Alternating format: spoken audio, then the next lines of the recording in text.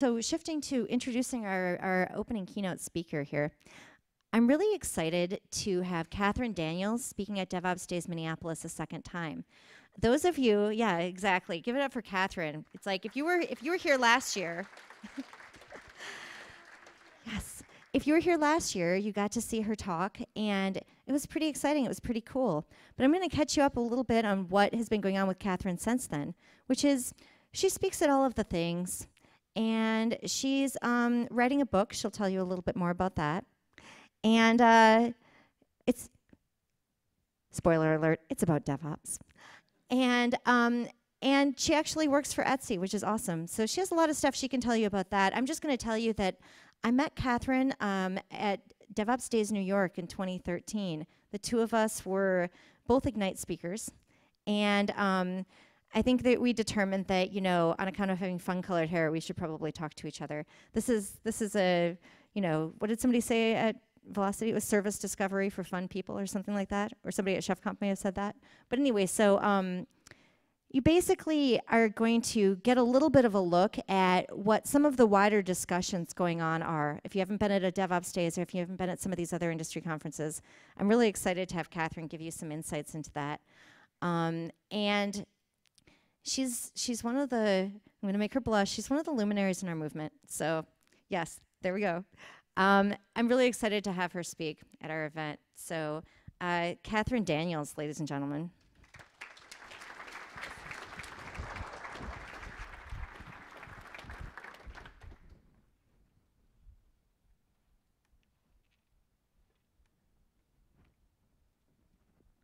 Well, thank you, Bridget, for all the spoilers for my opening slides. I was here last year. Thank you so much for having me back. It's great to be back here. Last year I was up here talking about DevOps is dead, and now I'm here talking about DevOps some more, so clearly it wasn't all the way dead. As Bridget mentioned, I work for Etsy. I'm working out of our headquarters in lovely, picturesque Brooklyn. I am also co-authoring a book for O'Reilly called Effective DevOps. That is our animal. It is an unshaven yak. They specified unshaven, I think, so that then they can get us to write a follow-up book that is the shaven yak book. But if you are interested in DevOps at all, maybe a few people here are, and you like 40% off book coupons, come find me later. So Etsy is an online international marketplace for handmade and vintage goods. It's also a very unique and fun place to work. This is a photo of our headquarters in Brooklyn. We've got, because it's Brooklyn, hipster floors from wood that was reclaimed from a bowling alley, and this weird statue that kind of looks like an owl that one of our sellers made for us, and these quilts that some of our teams made for us as well. Also a lot of adorable office dogs. A little bit more about the company.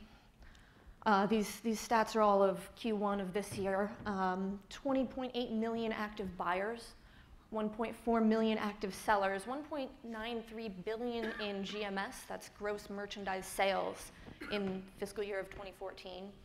30.5% of those dollars, those sales were international. So we're not just a US-based company, we're touching the rest of the world as well. We've got 717 employees and 86 cats as of last count, which seems like not enough cats. I think we should work on that.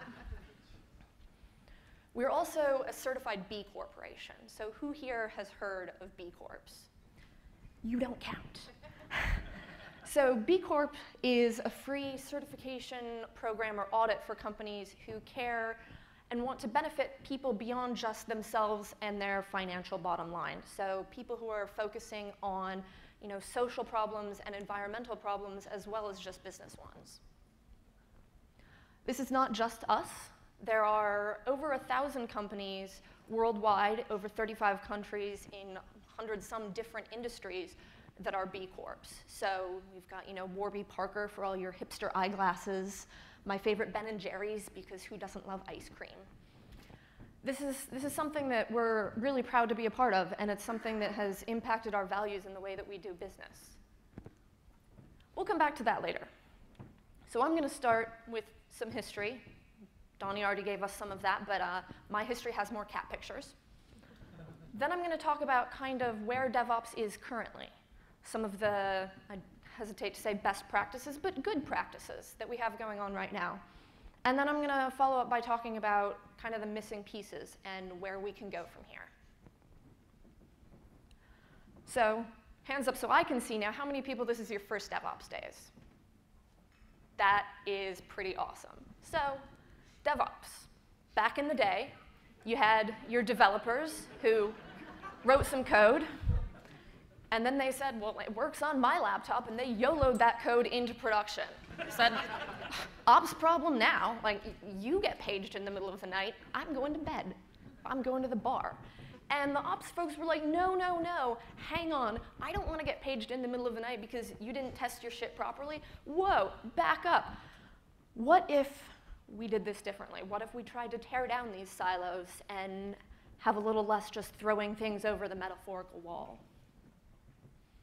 So we said, what if let's try and move away from the idea of, you know, the grouchy sysadmin, the BOFH sitting in the corner who's like, I hate change, don't change anything, don't touch my servers.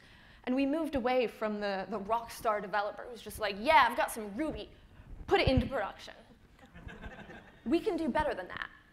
And one of the people who thought that we could do better than that is Patrick Dubois. And in 2009, he organized the first DevOps Days conference in Ghent. And at the time, this was a really revolutionary idea that devs and ops could work together instead of, you know, just fighting and having a really antagonistic relationship. He said, what if we tried to communicate more and collaborate more? So I promised cats. Here are cats. Also some math. You have your dev cat. You have your ops cat. And together, that makes DevOps. And there's also cats. I'm not an expert or anything, but I'm pretty sure I read in a book somewhere that cats are important to DevOps. I may or may not have written that. It's fine. So DevOps at Etsy. Etsy is fairly well known, regarded by some people as a unicorn for how well that we do DevOps. You know, we've got code as craft and our blameless postmortems and our AllSpa. I would maintain that we're not a unicorn, we're just a sparkly horse, but there's a lot that we're doing in terms of how we do DevOps that I think is working really well. So I'm going to talk about a few of those things. This is a tweet from one of our senior engineering managers. Somebody wrote him an email saying, can you point me to the person who is in charge of DevOps? And he wrote back and he said, we're all in charge of DevOps. Which might sound at first like it was a little flippant, trying to, you know, brush the person off without actually answering their question. But I think it's actually pretty true. We are all in charge of DevOps. Etsy doesn't have a DevOps team. We don't have a DevOps manager, director of DevOps. None of us are DevOps engineers. I am, however, a sparkly DevOps princess. That actually is my business card, so maybe I'm actually in charge of DevOps. Surprise! But in all seriousness, I think we are all in charge of DevOps. Because what is DevOps? DevOps is communication. It's collaboration. It's working together. And it's empathizing. And it doesn't make sense to us to have just one person or one team be in charge of all of these things. This is something that is everyone's shared responsibility. So we do this in a few different ways. One of these is something that we call bootcamping. This is not the military-style boot camping with the fatigues and the push-ups. Please don't make me do push-ups. I can't. Boot camps at Etsy are where new employees spend a few weeks when they start working as members of teams other than their own. These usually last from 1 to 6 weeks. People will do between 1 and 3 boot camps, depending on how much time they have and what their interests are. And the key is that they make meaningful contributions. They're not just sitting around and reading documentation and doing, you know, busy work that doesn't actually matter. They're doing real work, and this gives them a real and deep understanding of these other teams and what's important to them. So building in this empathy kind of from the beginning. So my boot camp was with the data platform team. That's me with the data platform team. We escaped from a room. We solved some puzzles. It's a thing that people do. It was fun, you know, teamwork and team building and all of that. When I was boot camping with them, I got to work on some real tickets. You know, there was a bug where some development workflows were accidentally sometimes triggering things in production, and that was bad, so I got to fix that. Like, real things that were actual contributions, and I got to get to know these people, what their concerns are in their day-to-day work, and how to work with them. The benefits of boot camping: we get to meet more people. Especially at a bigger company, you might not necessarily get to meet people on other teams, especially not at the very beginning. It might be weeks or months or even years before you get to know some people. So this helps break down those barriers. There's inter-team understanding, realizing that all of these teams are helping to build this business that we're a part of, and we need to understand what's going on with them. So it increases empathy in different teams and throughout the company. We also do a thing that we call designated ops. I didn't have like a super great picture for this, but I'm sure this cat is super happy about designated ops. So what is this? Every team, for the most part, has one or more than one designated ops engineers. Their designated ops are their points of contact into the operations team. We don't have a DevOps team, we have an operations team. They're pretty awesome.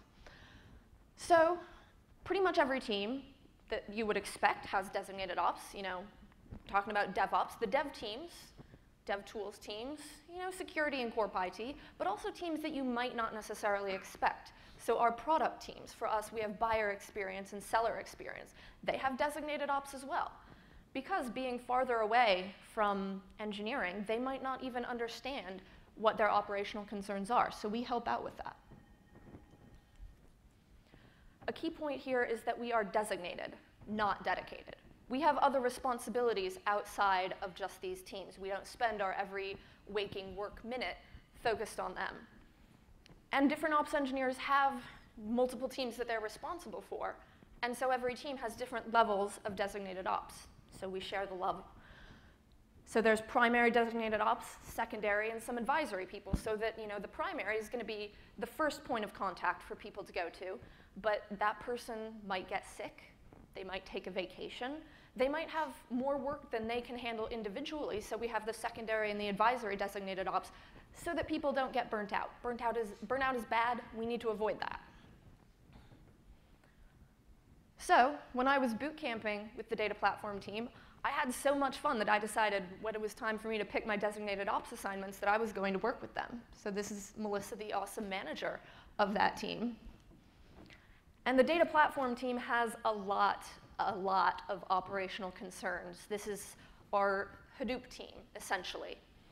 It's what the kids are calling these days big data, you know, 1.3 petabytes or something. Not huge data, just moderately big. We've got two clusters, each with this amount of data. One runs scheduled jobs and one runs unscheduled jobs. And we've done things like build the new cluster, move one of the clusters in between data centers. So, as you can imagine, a fair amount of operational stuff to think about. We like to joke that the data platform team kind of load tests all of our infrastructure as a service, because everything is as a service these days. So, Ganglia, Graphite, the data platform team ends up load testing these things, the network, the data center team, much more than like anything else put together. It's a lot of ops work, but it has a lot of benefits for us. The benefits that we've found from working together is we get to combine our knowledge. So thinking about, you know, we needed to bring up this new cluster because of capacity issues with the first one. The data platform team knew what people were using the cluster for and kind of what issues they were seeing on their end. We had the operational knowledge to figure out, okay, where are we actually running into issues? What are the hardware profiles that we need to look for and purchase for the new cluster? Or for moving clusters between data centers, the data platform team knew how people use the cluster, what times of day it would be worse or better to have downtime.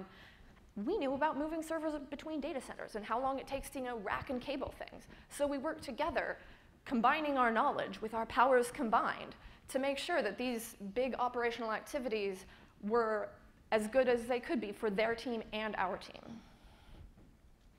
So how do we do designated ops? We attend these other teams' meetings. So kind of keep an ear to the ground, figure out what's going on, what they're working on, Is the API team working on a new endpoint that might add so much capacity that we need to, buy more servers? That's something that would be good to know about, before it goes into production. Identifying operational concerns early. I like to tell a story from a few jobs ago where I was sitting doing my sysadminery, and the CEO comes up to me and he says, Katherine, this thing X is down. It is down. Why haven't you fixed it yet? And I kind of looked at him and I said, sorry, what thing? Because the developers had created this thing, put it in front of customers, put it into production, and not once in these 6 months that they were working on this did anyone ever even mention it to the ops team. There were some silos there. They were not doing DevOps. So we want to avoid that kind of thing. We don't want our customers telling us things to be the monitoring that we have for whether or not something is working. So we want to monitor more proactively, and designated ops allows us to do this. So we can talk with people about what does it look like when something is working? What are the failure cases going to look like? How can we monitor this? And who does it make sense to get the alerts to? Because we have different teams with different on-call rotations. Maybe some should go to them instead of all of them going to ops. And this way we can introduce operational thinking to other teams. So eventually we get to the point where it's not just me saying, hey, did you put that in Chef? Is it monitored yet? Is there an Agios check for it? Huh? They will start to think about these things on their own, which is better for them and better for us. These benefits can apply to a lot more teams than just ops, because other teams have concerns that are more widespread than just their own team. Security, for example. Security is not something that can just be slapped on there at the last minute. It's something that you have to think about from the beginning. So we have our designated security hackers that work with other teams to identify security concerns. We do this with data science. I've even thought about doing this with design. Sometimes we write tools on the ops team that aren't just command line things with lots of flags you have to remember. What if we wanted a web interface? Ops folks in general are kind of bad at CSS and JavaScript. It's not something we use every day, so I'm particular and very bad at it. If we had a designated designer, a front-end person, UX person, we could work with them and leverage the skills that they have, leverage some synergies maybe, to make these tools that work better with less effort on our part, make things that are easier for other people to use as well. Pair opsing. This is something that we do sometimes as a part of designated ops, or security, or data science, or what have you. This is kind of taking the benefits of pair programming and applying them elsewhere. So you have two sets of eyes looking at things. You increase your bus factor. More people know about something, so people can take vacations more. This is Andrew from the data platform team. You'll see he has his mascots, the trusty data platypi, on his shoulders. We like to pair as often as once a week, usually once every couple weeks. We've worked on things like refactoring the Chef roles for when we were splitting out the second cluster, or changing which Nagios alerts go to their team versus our team. This also means that Andrew has started to learn a lot more about Chef than he did before. So now when he has to make Chef changes, instead of coming to me or opening a ticket, he can make them himself. And he can take this information back to the rest of the data platform team. Again, spreading the love, spreading the empathy. So pair opsing, or pairing in general, we have knowledge sharing that goes both ways. So when I work with them, I learn more about what their concerns are, how they're working, which makes me more effective as a designated ops for them. There's the increased communication between teams, and again, this is going both ways. And then, of course, the visibility, the interconnectedness, the empathy that we're talking about. So now I'm going to move into kind of what I think are the missing pieces, like where are we going to go next from here? A lot of DevOps initiatives so far have focused on just devs and just ops. And yeah, I mean, it's kind of in the name, DevOps. But I think one of the benefits of DevOps, as opposed to something that's more rigidly defined like ITIL, not to hate on ITIL, but DevOps is more loosely defined. Like, we can't necessarily easily come up with a quick 1 or 2 sentence definition for it. And that allows it to be more flexible. So we can expand DevOps beyond just DevOps, even though maybe we're not going to change the name. We can bring it into other areas of engineering. We've talked about, how do we add in security, QA, testing, that kind of thing. How do we go then beyond engineering?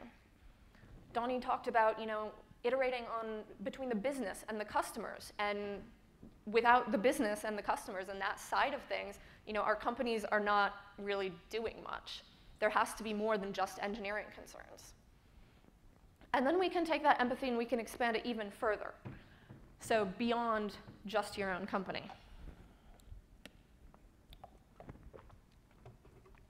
I'm going to take a little brief detour here and talk about intersectionality. Intersectionality is the study of intersections between forms or systems of oppression, domination, or discrimination. So I've been using myself as an example here. Very, very quick, simplified example. I'm a woman. That's a thing. Women have, at some points in time, been discriminated against. I can no longer be fired for being a woman. That's pretty awesome. I like that. I'm also a gay woman. In the majority of states in this country, I can still be fired for being gay. That's not so great. So I can't take these different parts of who I am and just separate them. They both affect me. And everyone has, different aspects of them that also can't be separated so easily. Complex systems. It applies with technology. It applies with the human side of things as well. So this idea of intersectionality was kind of formalized by this woman named Kimberly Crenshaw. She's a scholar of critical race theory. She's a professor at UCLA and Columbia Law Schools. And she introduced this idea of intersectionality to feminist theory in the 1980s because feminism had been kind of focused on upper middle class white women, which is necessary but not in any way sufficient. Because there's so many different, there's not just one homogenous group of women and you can say, okay, we've just fixed everything, done, job done. That's not how it works. So this was not a new idea, but really kind of the first formal recognition of it. And now at this point, you're probably sitting here thinking, whoa, whoa, whoa, hang on. I'm pretty sure that I came to a DevOps conference and not some women's studies class. What are you on about? Bear with me, I'll get there. What I am on about is that we can think about intersections and intersectionality in different ways. So we have the concerns of the people in our society and the things that affect them, the way laws affect them, the way technologies affect them. Or bringing it kind of closer to home, we can think about people working together and their intersecting concerns in the office.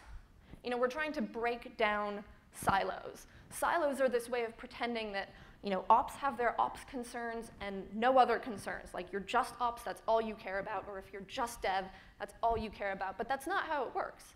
That's part of why DevOps came to be, is realizing that the concerns that we have, the things that affect the work that we do, they intersect. They're not quite that simple. So companies have been focusing so far on mostly just dev and ops, and that's great. We've been doing that for 6 years. Where can we go forward from here?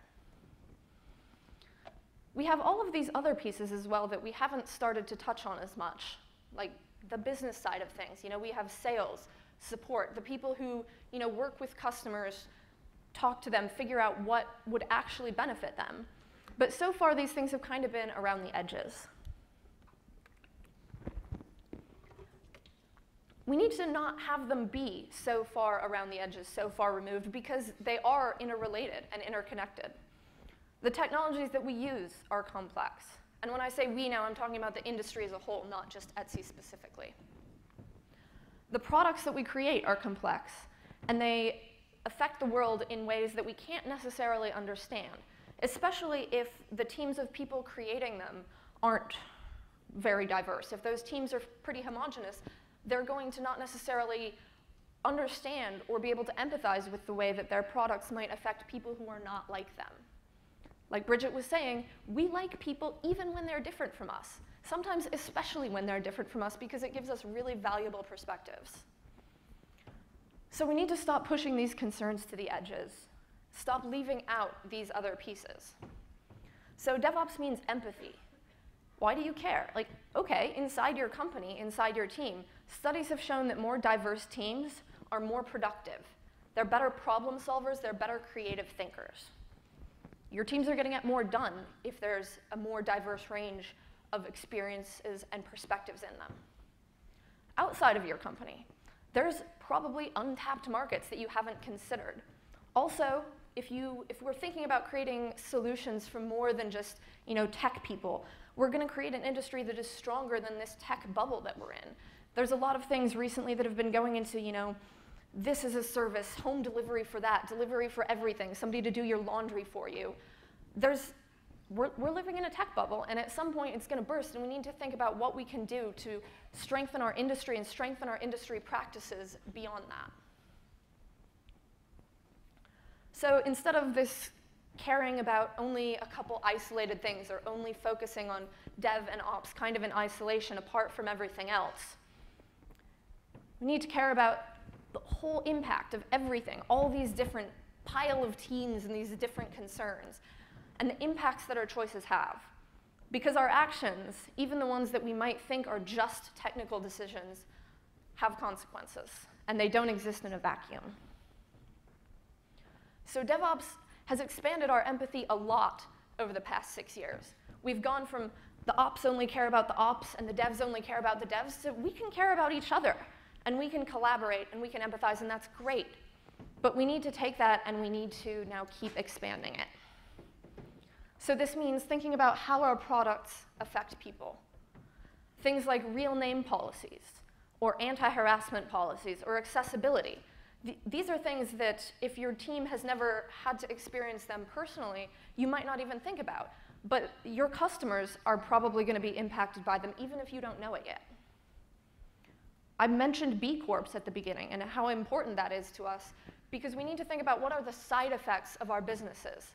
How do they affect the people that live in the communities where we work? How do they affect the environment, the world that we live in? And we need to think about who benefits from all of the work that we're doing. I mentioned, all the startups that we have going on right now. Like, as much as I would love something like the next Uber for kittens that just one click, you just delivers kittens, because I would use the hell out of that. I could use some kittens like right now. But do we really need to spend our time on something like that? There are so many other things in the world, more pressing issues, and we can do a lot of good. There's a lot of impact that our businesses and our technology decisions can have. So how do we get there? I think we need to stop hiring and stop idolizing these kind of rock stars, or the lone wolves, like the rock star developer, or the rock star open source project maintainer, even the rock star sysadmin. We don't want people who care more about their own egos and their own just, I want a salary, it's all about me, than they care about working with other people, making a difference to their team, to their company. I don't think we want people who are so focused only on the technology that they forget what we are doing with the technology. I've known some people who have moved from job to job looking for the one place that would just let them write Haskell all day long. Haskell, Haskell, Haskell. And there's nothing wrong with Haskell. I'm not hating on Haskell here. But what we're doing with the technologies, I think, is ultimately, in the long term, going to be more important than simply, what latest shiny JavaScript framework we're using. So if we're going to take this rockstar metaphor and extend it a little bit, I would argue that what we're looking for, the people that we need to hire and the people that we need to become, are like orchestra members. Because an orchestra is all about working together. And if you have a soloist who might be very good individually, but they can't keep time or play in tune with the conductor and the rest of the orchestra, it's gonna sound terrible. Trust me, I played in orchestras for years. It's not fun. You also can't just isolate a couple pieces. You can't have just violins and tubas, just dev and ops, just these two instruments and be like, yep, that's a symphony, we got this. That is going to sound terrible. The diversity of sounds in an orchestra is what gives it its strength. And the diversity of people, of viewpoints, of experiences in our companies, in our teams, in our industry as a whole is what's going to give it strength there as well. So we need to be hiring people with this kind of mentality. So, takeaways. We are all in charge of DevOps. This means boot camping. This means building relationships in between your teams right from the very beginning. This means doing designated ops or security or data science or whatever you can think of at your company that is going to help these teams share their concerns and work better together. How do we do this? We pair. Pairing for everyone, not just within your own team, but other teams as well. And we're going to hire awesome people who share these concerns with us, who care about collaboration and communication and empathy. Because it's more than just us here in this room. It's more than just these developers and ops people. It is about all of the community, the industry, the world as a whole. It's about how we work together, how we grow together, the changes that we make and the impacts that they have, both technical and non-technical. And it's about who they affect, who those changes affect, who they hurt, and who they help. Thank you.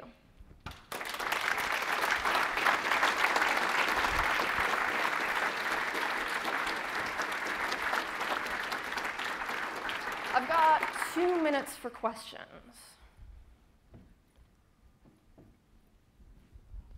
You mentioned when you talk about boot camping, is boot camping something that you do for all employees at Etsy, or is it a subset of employees? The question was, is boot camping something that is done for all employees at Etsy or just a subset? It is not everyone, but we don't have any hard and fast rules about who gets to boot camp. It's kind of, we very strongly encourage people to boot camp. Again, how many different boot camps and how long it does depends on your team, your manager, your interests. But most people who want to have that opportunity. We also do a thing later called senior rotations, where once people have been here for a while, they can kind of reboot camp. The benefit of doing boot camps at the very beginning is that you haven't, gotten involved in your team in, a project that your team is counting on you for, so it's less disruptive. Catherine, I'm a great fan of Etsy, John, and Mike, and yourself. Can you talk a little bit about how your CEO, because I'm also a real big fan of your CEO, and he makes a difference, but your thoughts about his role in the leadership and how that kind of trickles throughout the organization? Yeah, so the question was the role of our CEO, Chad, and how that, kind of trickles down. I mean, I don't spend a ton of time interacting with him personally, but when I have met him, he is open and accessible and is clear that he cares about these things as much as we do. He'll come by to the ops area and, look at our graphs. He does an open office hours session every week so that people can just, come talk to him, come ask any questions that they have. So it's, again, taking the ideas of communication and just collaboration and openness, and it's very much a lead by example kind of thing, and I think he does that really well.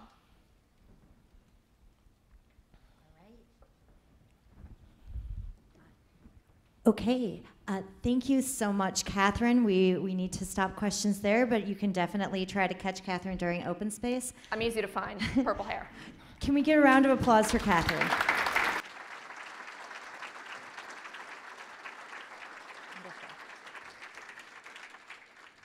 That was delightful.